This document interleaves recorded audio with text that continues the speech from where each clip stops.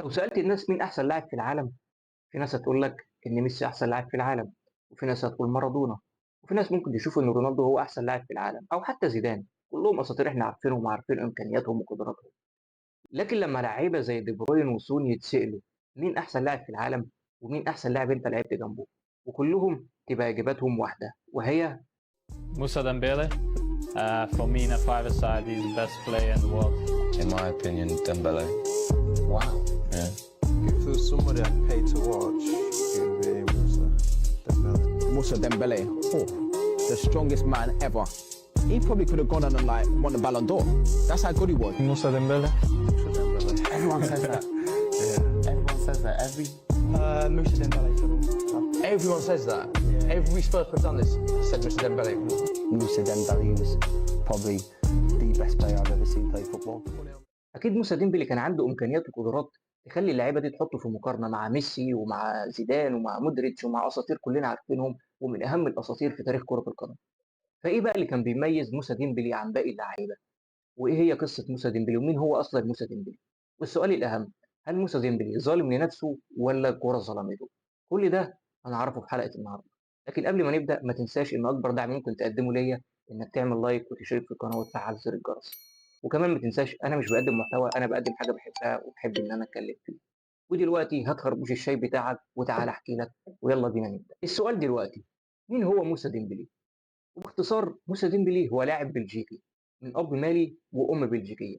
بدأ إن هو يلعب كرة القدم في الشارع زي ناس كتير جدا، لكن في سن 16 سنة بيقدر إن هو يلعب بشكل احترافي في فريق في الدوري البلجيكي اسمه جيرمينال بيرشاوت. بيقدر في ظرف سنة واحدة إن هو يتصعد للفريق الأول. ينتقل بعد كده للدوري الهولندي عن طريق نادي فيلم اللي بيقدر إن هو يقدم معاه أداء ممتاز. واللي ناس كتير ما تعرفوش إن أصلا موسى ديمبلي بدأ حياته الكروية كمهاجم صريح، لأن ناس كتير عارفة إن موسى ديمبلي هو لاعب وسط ملعب، لكن قبل ما يلعب في نص الملعب فهو كان لاعب مهاجم صريح، وقدر إن هو يسجل أهداف ويعمل أسيستات ويعمل أداء ممتاز مع نادي فيلم. وبعد كده من نادي فيلم قدر إن هو ينتقل إلى نادي إي زد القمار اللي كان بيدربهم وقتها لويس فون خال، اللي قدر ان هو يتعاقد معاه بعد ما كان مهتم باللاعب وكان مراقب اللاعب بشكل كبير. وبعد كده بيقضي 4 سنين مع نادي اي زد القمار، وكل ال4 سنين كان بيلعب كمهاجم صريح. وبعد كده بينتقل للمحطة الأهم والأبرز في مسيرته واللي حولت شكل حياته الكروية بشكل كبير جدا. بيروح الدوري الإنجليزي وبيلعب في نادي فولهام. وقتها كان المدرب مارتن يول هو اللي بيدرب فولهام، وشاف في التدريبات ان موسى ديمبلي بيقدر يتحكم بالكرة بشكل كبير جدا وعنده قوة بدنية رهيبة. ومن هنا بدأت فكرة ان هو يلعب في نص الملعب، ومارتن يول فعلا بدأ يخليه يلعب في نص الملعب عشان يقدم أداء ممتاز في نص الملعب. وفي مباراة ما بين فولهام وتوتنهام بيقدر موسى ديمبلي يقدم مباراة عظيمة كانت سبب ان نادي زي توتنهام يتعاقد معاه ب 15 مليون. في بداية مسيرته مع نادي توتنهام في ناس كتير كانت شاكة هل موسى ديمبلي هيبقى محور فريق توتنهام ويقدر ان هو يلعب في نص ملعب نادي بحجم توتنهام، وناس كتير كانت شايفة هل يلعب في نص الملعب ولا يلعب مهاجم. وبداية مسيرته ما كانش أفضل حاجة والأداء كان فيه بطء بنسبة كبيرة وما كانش فيه سرعة وما كانش فيه إمكانيات جبارة اللي كانت موجودة عند موسى ديمبلي. لكن بعد كده موسى ديمبلي بقى من أهم اللعيبة في وسط ملعب توتنهام. لاعب كان متكامل بكل معنى الكلمة، قدر إن هو يجمع ما بين القوة البدنية الرهيبة والقدرات التكتيكية. كان عنده قوة بدنية مش موجودة عند أي حد. لو دخلت معاه في التحام ما تقدرش إن أنت تكسب الالتحام، وكمان ما تقدرش إن أنت تاخد منه الكورة ولا تستخلص منه الكورة. لاعب بيقدر إن هو يحتفظ بالكورة بشكل كبير جدا، تحس إن الكورة لازقة في رجله مش عايزة تسيب رجله. كان عنده قدرات وإمكانيات جبارة. من أهم المميزات عنده زي ما قلت لك إنه مستحيل يفقد الكورة. لو لقيت إن موسى ديمبلي بيستلم الكورة وظهر الجون عادي بيقدر إن هو يطلع بالكورة. لاعب بيدخل عليه بيقدر إن هو يرقصه ويطلع بالكورة بكل سهولة. 2 لعيبة يقدر عادي إنه يطلع بالكورة أو ياخد فاول.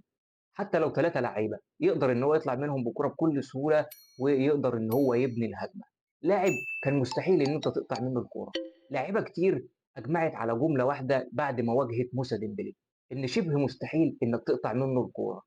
ونقطة كمان كانت مميزة عنده إن هو لاعب بيقدر إن هو يبني الهجمة ويربط ما بين خط الدفاع وخط الهجوم، يطلع بالهجمة بشكل منظم، يقدر إن هو يخلق مساحات للناس اللي حواليه، يقدر إن هو يخلي الناس اللي حواليه تلعب بكل أريحية وبكل هدوء. فكان لاعب مهم جدا في وسط ملعب توتنهام. لاعب ما كانش ينفع إن أنت تستغنى عنه. أهميته الحقيقية بقى ظهرت بعد ما مشي من نادي توتنهام. ظهر قد إيه هو كان فارق في وسط ملعب نادي توتنهام بشكل كبير جدًا، وقد إيه هو لاعب كان مميز، وقد إيه هو لاعب كان مهم جدًا في النادي. والحقيقة إن هو ساب فراغ كبير جدًا في وسط ملعب نادي توتنهام. لكن بعد محطة نادي توتنهام بيقدر إن هو يروح الدوري الصيني، وساعتها كان عنده 32 سنة فقط. يروح الدوري الصيني وبيفضل مكمل في الدوري الصيني لحد ما بيعتزل في سنة 2022. فالسؤال المهم هنا، هل موسى ديمبلي كان ظالم لنفسه والّا الكرة ظلمته؟ والحقيقة إن ما فيش إجابة بنسبة 100%. يعني ما تقدرش تقول إن هو كان ظالم لنفسه بنسبة 100%، ولا تقدر تقول إن الكرة ظلمته بنسبة 100%. لأن هي ميكس.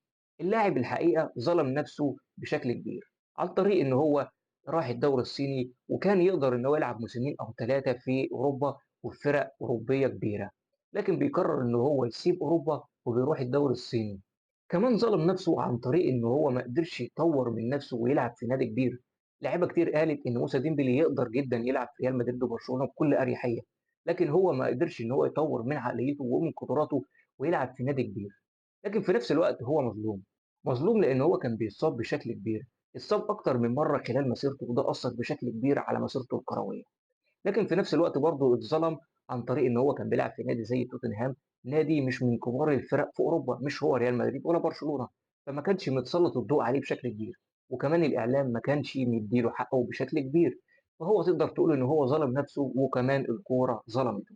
لكن بكل تأكيد موسى ديمبلي واحد من أهم اللاعيبة في التاريخ، واحد من اللاعيبة اللي كان متكامل. قدر إن هو يجمع ما بين قدرات بدنية، ويقدر إن هو يجمع ما بين فنيات، ويقدر إن هو يسجل أهداف ويعمل أسيستات، وكان لاعب بصراحة مش هيتكرر في تاريخ الكورة. وزي ما قُلت لك من أهم مميزاته إن هو لاعب ما كانش بيفقد الكورة بشكل كبير، لاعب تحس الكورة كانت في رجله زي المغناطيس، لاعب اتعرف إمكانياته وقدراته بعد ما اعتزل، لاعب ما قدرش إن هو يسجل أهداف كتير ولا يعمل أسيستات كتير، لكن برغم كده وبرغم أرقامه الضعيفة بقى من أهم اللعيبة، واتحط في مقارنة مع ميسي وزيدان ومودريتش وأساطير كلنا عارفينهم وعارفين إمكانياتهم وقدراتهم. فموسى ديمبلي واحد من أهم اللعيبة المفضلين بالنسبة لي، ويمكن أنتم أكيد كتير منكم بيحبوا موسى ديمبلي وشايفين إن إمكانياته كانت جبارة، وكان ممكن يلعب في أندية أكبر من كده، وتكون مسيرته أفضل من كده بكتير. أنت قُل لي إيه رأيك؟ هل موسى ديمبلي كان ظالم لنفسه والّا الكورة ظلمته؟ ولو عجبتك الحلقة ما تنساش تعمل لايك وتشترك في القناة وتفعل زر الجرس، وقُل لي نفسك تشوف مين الحلقة الجاية في سلسلة ظالم والّا مظلوم؟